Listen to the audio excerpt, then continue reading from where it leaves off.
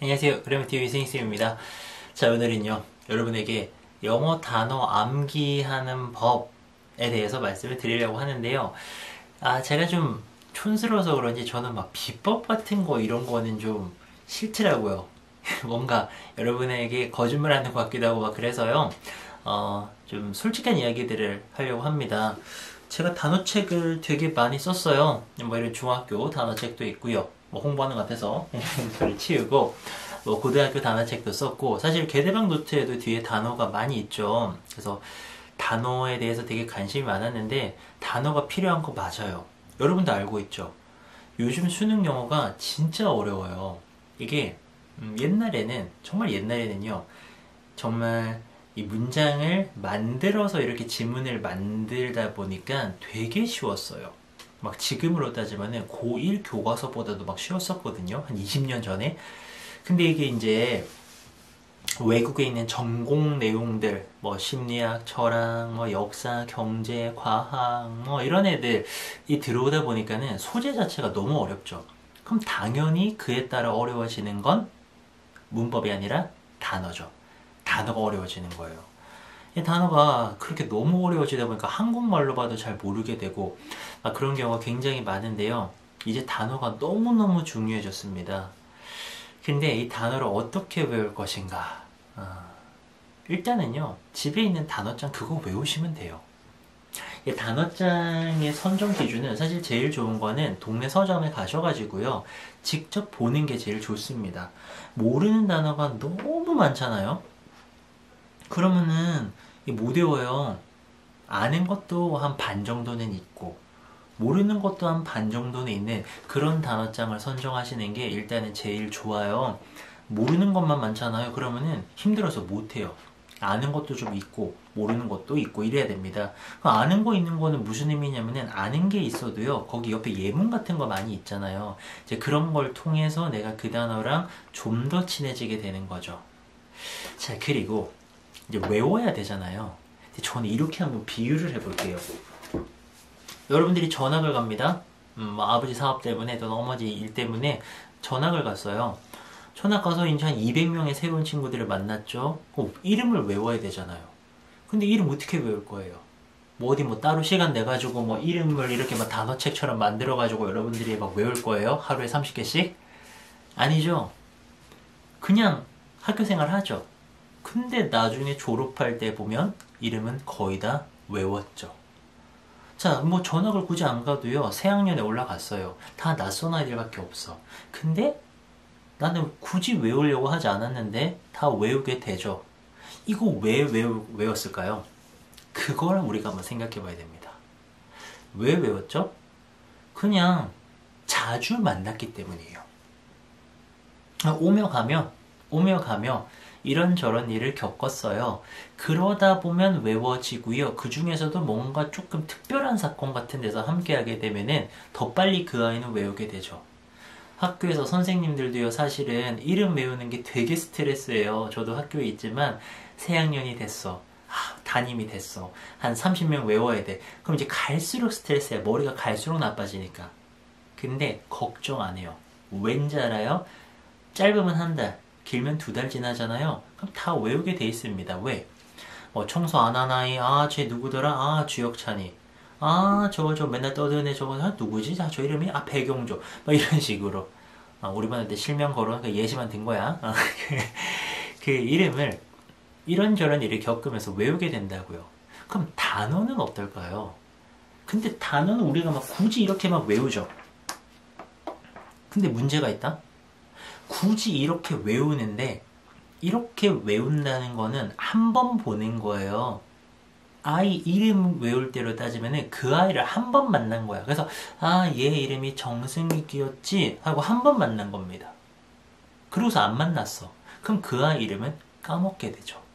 이게 문제인 거예요. 뭔지 알겠어요? 한 번만 보고 또는 힘들게 봐서 막 2번 봤어. 그럼 2번 본 겁니다. 그리고 이걸 치워버려요. 그러면 새로운 사람 2번 만나고 이름 2번 듣고 외워요? 여러분 천재입니까? 우리 천재가 아니죠. 평범한 사람은 다 까먹게 돼 있어요. 그러니까 까먹는 거라고요.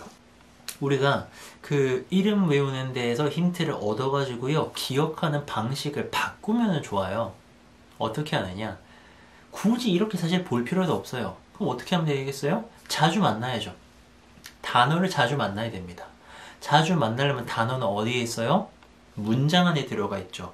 문장은 어디 있는데요? 문제 안에 들어있죠. 그래서 사실은 문제를 많이 푸시잖아요. 문장을 많이 만나잖아요. 그러면 단어라는 거는 나도 모르게 내 안으로 들어와 있습니다. 그러니까 이런 거죠. 순이 가장 좋아하는 동사 중에 뭐 assume이라는 동사가 있습니다. assume.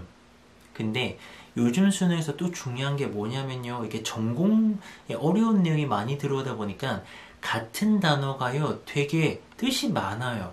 그래서 유연하게 해석이 돼야 돼요. 저 같은 경우에도 한국어가 능력이 좀 딸리다 보니까 이 해설 같은 걸 할 때 말이 좀 이렇게 약간 안 붙는 경우 있거든요. 그러니까 기본적 의미 가지고는 해석이 유연하지 못한 경우가 되게 많아요. 왜 그러냐면은 좀 그 맥락에 더 맞게, 소재에 더 맞게 해석이 이제 단어 뜻이 바뀌어야 되거든요. 이제 그런 것도 사실은 연습이 되려면은 문장을 많이 봐야죠.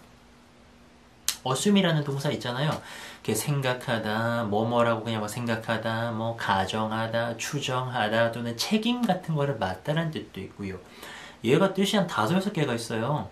근데 이거를 그냥 단어책에서 외웠어요. 그 무슨 의미가 있습니까? 그거는 기억도 안 나고요. 적용도 어려워요. 어떻게 보는 게 나아요? 문장에서 계속 만나는 거예요. 어떨 때는 assume that 하면서 주어 동사 나와. 그럼 그렇게 이제 생각하는 거죠. 또는 가정을 하는 거죠. 아, 이렇게 쓰는 거구나. 근데 또 다른 맥락에서는 뒤에 책임이 붙어 있습니다. responsibility가 붙어 있단 말입니다. 그러면 야, 이거 responsibility는 왜 붙었어? 책임을 가정해 뭔 소리야? 아, 책임을 맡는 거구나. 이런 식으로 그때 딱 하게 되면서 내가 보면은 다음에 봤을 때 더 잘할 수 있겠죠. 그렇게 이제 assume을 여기저기서 만나다 보면은 완전히 내게 될 수밖에 없어요. 따로 외운 적이 없어도 그 자주 보게 되는 단어 같은 경우에는 내게 될 수밖에 없다고요. 딱 정해줄게요. 너무 오래 얘기하면 또 잔소리니까. 영단어로 고민하는 친구들은 굉장히 많습니다. 그리고 그 고민의 대부분은 뭐냐면은 방법에 대한 고민이에요. 어떻게 외워야 되죠? 무슨 책으로? 무슨 교재로? 무슨 강의로? 방법에 대한 고민을 하시는데요. 사실 그냥 친구 이름 외운다라고 생각하고 접근하면 됩니다. 단어책 없어도 돼요. 많이 문장을 해석하고요. 그 문제를 푸시면 돼요. 다만 그 시간을 조금 단축하려면은 그래도 핵심이 되는 어떤 기본이 있으면 좋잖아요. 단어책 같은 거 하나는 외우는 거죠. 아무 책이나. 내가 아는 거 반, 모르는 거 반 있는 그 반반인 단어책을 외워주면서 이것만 하면 절대 안 되고 외워주면서 다른 독해들을 많이 하는 거죠. 공부량을 폭발적으로 늘리는 거예요. 그러면 단어를 다다다다다 많이 만나게 되잖아요. 그럼 수능이 요구하는 한 2,500개 정도의 단어가 비슷한 수준으로 이제 형성이 되는 겁니다. 그러니까 그냥 열심히 하시면 돼요. 정말 곰처럼 쑥갓 마늘을 참고 먹었던 곰처럼 단어 외우고 요것만 하면 지루하잖아요. 책만 하면. 그러니까는 문제 풀면 그게 좀 재밌잖아요. 문장 많이 보고요. 문제 많이 풀고요. 그렇게 우직하게 열심히만 하셔도 영단어 문제는 해결이 되고 영어 성적은 오를 수밖에 없는 거죠. 고민만 하다가 출발 못하는 것보다 그렇게 하시는 게 훨씬 더 좋아요.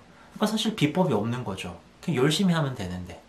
근데 이제 그렇게 열심히 안 하고 싶고 조금만 열심히 하고 싶고 또는 막 최소한만 공부하고 싶은 상태에서 어떤 것으로 공부하면 제일 좋을까요를 고민하다 보니까 여러분들의 마음을 막 파고드는 어떤 상업적인 마케팅 같은 거 그런 게 막 들어오는 거예요. 비법 없어요. 뭐 이렇게 열심히 이렇게 보시면 되고 사실은 뭐 동시통역이나 이런 통번역을 공부하시는 영어의 초고수분들도 끊임없이 공부를 하시죠. 그분들이 뭐 학습기라던가 뭐 어떤 기계의 힘이라던가 강의의 힘 이런 거 안 빌리시거든요. 그냥 엄청 열심히 하셔요. 그러니까 그 실력이 이렇게 유지가 되고 더 높아지시는 거죠. 열심히 하면 무조건 됩니다. 영단어 방법 그만 고민하시고요. 여러분 집에 있는 단어장으로 시작하시고 또 수능 특강 수능 완성을 공부해야 되는 학년이면은 그것만 해도 좋은 공부가 될 거예요. 지금 바로 고민하지 말고 공부 시작하시기 바랍니다. 저는 또 다른 영상에서 만날게요. 감사합니다.